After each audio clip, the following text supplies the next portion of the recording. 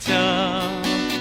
রহিম মন্দির ছোট্ট বাড়ি রসুলপুরে যাও।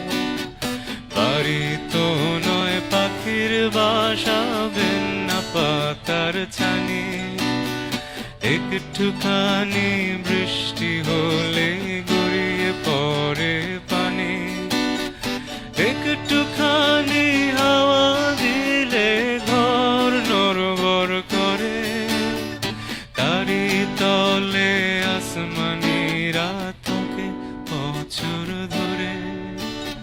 তারি